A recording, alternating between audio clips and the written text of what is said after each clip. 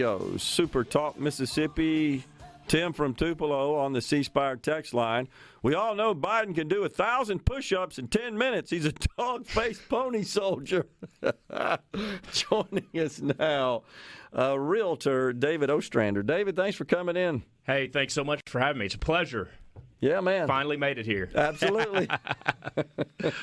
All right, so you work in the residential housing market. I do. As a realtor. Yep. You buy and sell, right? You represent buyers and sellers. That's right. Absolutely. Yep. Okay. And so I think a lot of folks are interested to find out what in the world's going on out there. Now people that are buying or selling probably know. Yeah. I mean, they're feeling it. They're seeing it. Yep. But we got lots of dynamics at play. We've got rising interest rates, mortgage rates up, certainly, from where they were a short 18 months ago. Mm-hmm. With the 10-year rising, and as we know, mortgages are attached to the 10-year Treasury is what drives them. So we got that going on. We had this rush to go out and buy houses. We had outsized demand, not enough supply, causing the price to rise. We got third parties in the form of private equity firms and other conglomerates going out, building neighborhoods and buying up houses. So anyhow, lots of stuff. We got people moving around as well. Yeah. It's quite a lot of mobility that has occurred in the last year and a half since the pandemic's just kind of changed everything. Tell us what you're seeing here in Mississippi. Prices up? Prices are up. Yeah. We year-over-year trend, we've gone down a little bit since last year. However, there's still, when you go up, 30% and drop 3% or 5%, you're still up, right? And so we still have a lot of buyers who are in the market and competing for prices for homes, which, to your point earlier, causes prices to go up. Yeah. So we have begun to see, because interest rates have gone up, like you mentioned, we've begun to see a slight slowdown on the buyer side. However, and it's indicated by if you are on social media much, you'll see realtors are having open houses again. People are doing price drops again. Oh, okay. So you start to see a little bit of a market shift when you start to notice, hey, houses aren't selling in 24 hours the way they were before. They still are to some degree, but not like they were. And open houses, people are coming out, which means they're sitting a little longer. So housing days on the market, price drops a little bit, are an indicator for a little bit of a slowdown that we've seen. We're still, I give the example that when we're going 150 miles an hour and we slow down to 135, we're still going pretty dang fast, So we're still moving quickly. However, compared to what it was, 6 months ago, we can tell a little bit of a difference. Because of the outsized demand relative to supply, during that period, the last 18 months, 2 years, does it appear that folks are trying to do it on their own without the aid of an agent, of a realtor? Yeah, so when we during that time frame, we're seeing a little bit less of that now. Okay. During that time when people were looking up and saying, these houses are selling in 48 hours, I can do this myself without having to pay anybody. Yeah, we saw an influx of for sale by owners, and it became a lot more difficult for realtors to have those conversations with for sale by owners because you have to have something of value to offer outside of selling your house fast. They can do that on their own. Where we came in was on the legalities and compliance side of things, and making sure that on the back end you don't get sued for something that you didn't disclose properly or otherwise. So yeah, we did see an influx, and we're starting, as for sale by owners start to see the same things that we're seeing, they're going to start sitting a little longer too. And once they start to see that, they're going to start to say, yeah, I might need somebody who has an expertise in marketing properties as well as all the other stuff. Something I've wondered about is the appraisal process. Yeah. It seems like that would be incredibly difficult when you have so much instability, whether it's a period of time when prices are falling rather rapidly or they're rising as they have rather rapidly in the last year or so. How in the world do these appraisers get that done accurately? I mean, they literally could go walk through a house, right, and do their field work, and by the time they produce it, it could change. Yeah, I had a conversation with an appraiser this morning, and so I thought, I need to know what's going on because, to your point, we've literally had people buy a house for a certain price point, and then by the end of the year, they turn around and sell it for $20,000 more money. And as an appraiser, you're going to pull your comparables to see that, and you're realizing that the house that you're pulling a comparable on is the same house that is in the comparable. So, so they're having a difficult time. And so I had the conversation with him, with a couple of appraisers, but one in particular this morning, and he was saying, David, our job is to show and display what the market is telling us. And so, yes, while the price does go up, if the market is saying that there is a percentage increase, we just have to tell them that. As difficult as it may be in a conversation point, and he reminded me of this, and you just mentioned it, the same conversation goes when it goes the other way. Sure. So when things start to go down, they're back in the same predicament of how do we tell people that a house that was worth $20,000 more a year ago is now worth this? So they're having to really pay attention to the houses they're pulling on the proper criteria at a lot, I wouldn't say higher rate. They still did a good job outside of this type of market. However, it's made them a little more cautious on that, can we give them that extra? Can we afford that extra to give them on that price point? And when the appraisers are using comps, as they typically do, when they're comparing the price to other similar houses in similar areas and so forth, that seems to be difficult if you haven't had a transaction, right? That's been close to the time you're appraising the present home.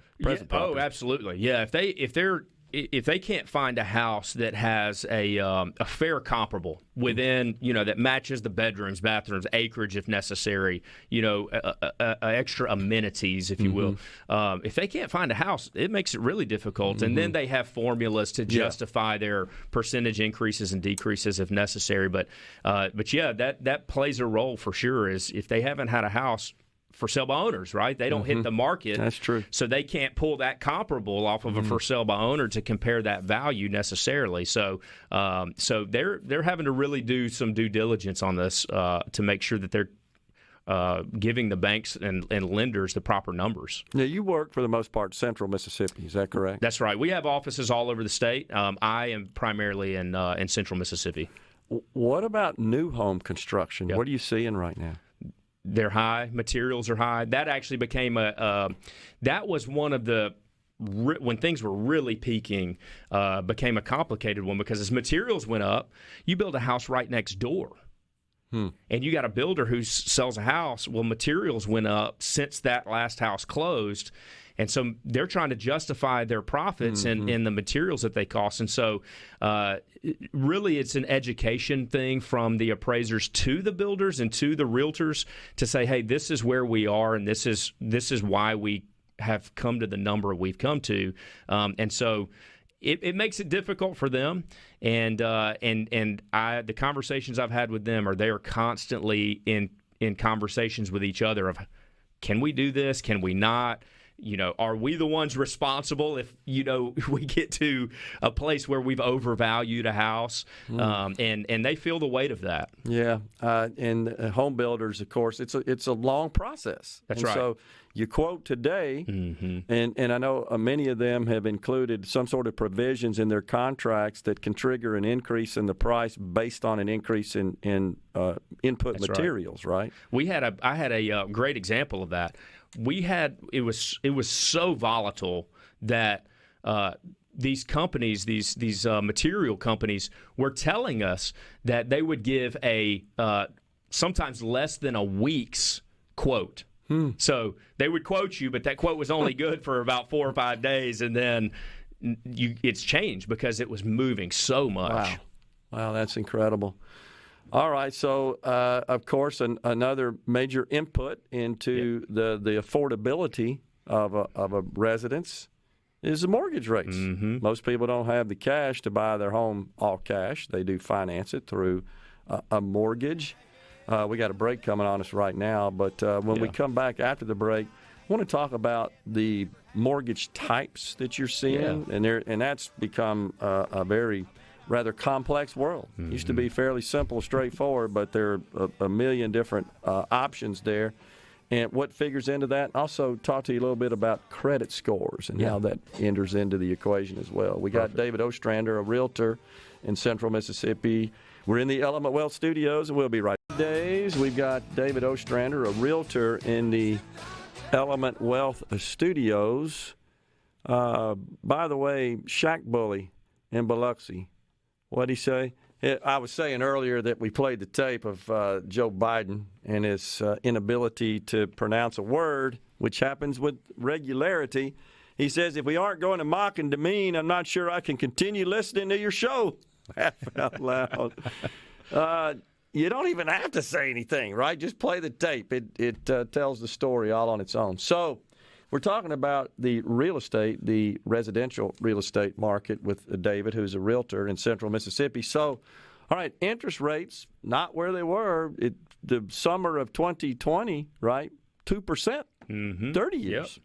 That's right. We have, and I will say, at the beginning of the year, I had this conversation with a lot of people, and I said, I've got a feeling interest rates are going up this year. And they said, lenders, general public, just people in conversation. They said, what do you mean? I said, I think we're going over 5.5% by the summer. Mm-hmm. No way.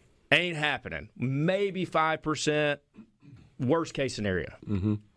And? 5.5%. In fact, we've gone over 6%. So even over the last few weeks, I just had a lender text me while we were having this conversation and say, hey, we've been between about 5.375 and a little over 6% just in the last few weeks alone. So that doesn't count the last few months. And so it has been a huge stretch from the 2%. Look, we had VA loans at 1.75 at one point, giving away money. And now we're moving conventional rates up on the 6% today. What did we say? A good credit score and all that is at about 5.5% today. So it's different. And that has caused a lot of buyers to either price out of the market or slow down. They just have chosen. They were going to upgrade their house or something, and now they've decided to just kind of back off of it a little bit. It's a double whammy because typically when you have rising interest rates, mortgage rates, you see a slowdown in demand and thus a reduction in prices, home prices. That's right. And that's the offset. In a period where you have low interest rates, you see high demand, which is what really triggered the craziness to, I'm 10th in line to get this house, right, within an hour. So, and that's driven by, I'm going to rush out there and buy a house while I can get a mortgage for 2%. Mm-hmm. Now we got a different situation. I'm not sure it's over. It depends on which economist you listen to. All economists have to have two hands because it's always on the other hand. That's right. They never will stick to one narrative. But, approaching 6%. Does price a lot of folks out of the market, for sure, I would think. And then we got this issue of credit scoring, which to a lot of folks is just kind of a black box, right? You know that most people do understand that it is a factor in determining your credit risk and thus the interest rate that would be offered by a mortgage lender. That's right. But the credit scoring world, unless you spend a little time digging into that, trying to understand it, a lot of folks don't even know their own credit scores. And now I think by law, right, those who track that have to provide that at least once a year, twice a year, something like that, I want to say. Yeah. But if not, I'm not sure what you guys recommend. If you know somebody is a prospective buyer, but there are a number of sources that you can subscribe to. Yeah. Right? Where you can constantly monitor your score and even learn how you can improve it. What do you do when you have clients show up and you get the permission to pull their score and you say, we're probably not going to be able to get a loan here. Or if we do, it's going to be at a very high rate of interest. We need to improve your score.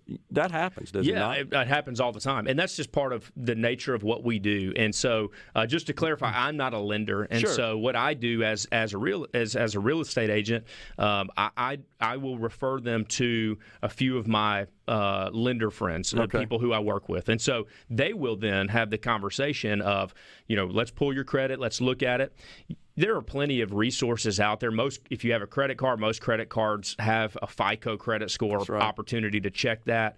And then there's even other sources you can just Google pretty much.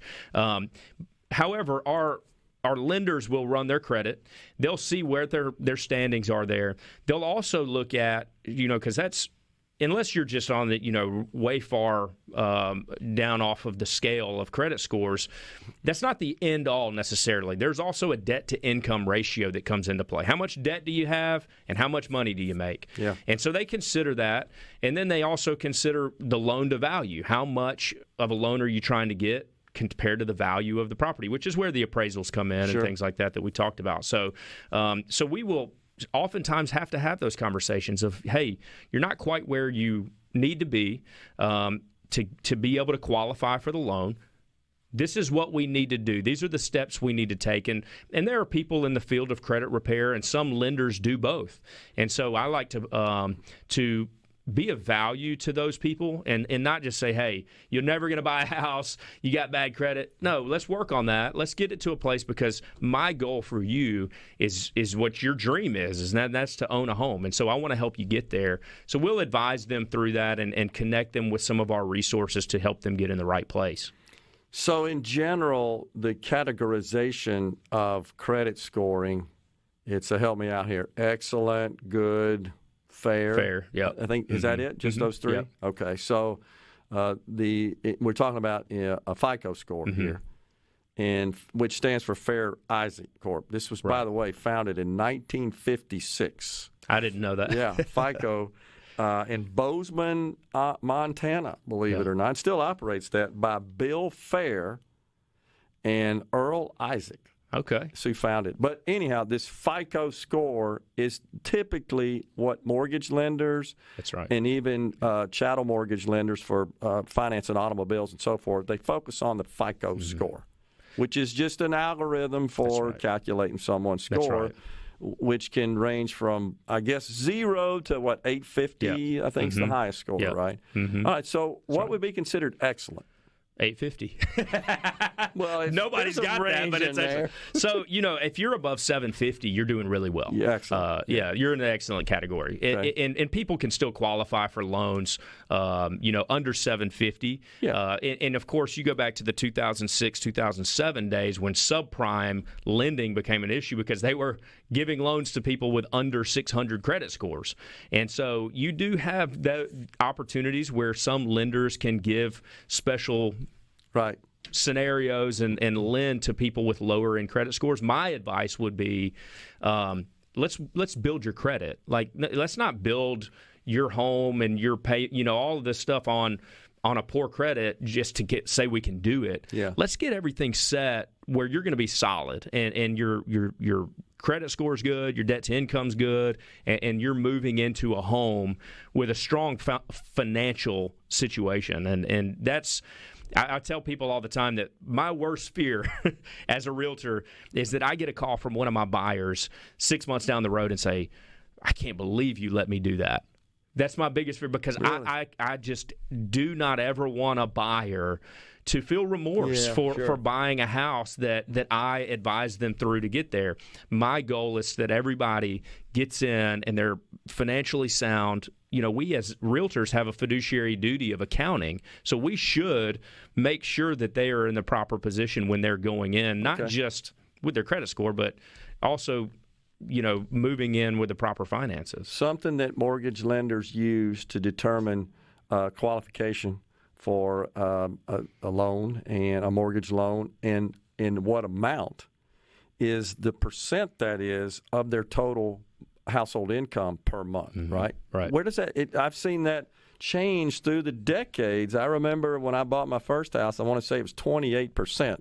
That's about right. Is it still in that 28? It's in that range. They want to make sure that, and it varies so much when you've got so many buyers. Gross income too, right? Yeah. So with so many buyers in the market, of course, people get creative and things like, and they get competitive, and they're trying to offer the best thing, and so people will get creative, and they may change that a little bit. But generally speaking, that's probably around the average. Okay. So, and that's calculated as just your mortgage payment divided by your total gross monthly income. And if that's 28% or below, then you qualify. Or that's also, you could use that to calculate the amount you could afford. That's right. And there's a lot of variables to that. Debt to income is the biggest one that you're talking about. So, makes sense. Yeah. They don't want you all debted up and take on more debt. And it's dependent on the loan that you're getting, too. Conventional loans tend to have a little more flexibility in them than an FHA, or VA, things like that. We got about 10 seconds or so. Adjustable rates, they coming back? Because of the high rates? Yeah, I mean, I think that they're going to have to some degree. I've started hearing them kind of on the blossom. Yeah, that's right. David, thanks for coming in. Hey, thank you so much. Yep. I appreciate your time. Yep, David Ostrander, a realtor here in central Mississippi. We'll step aside for a break.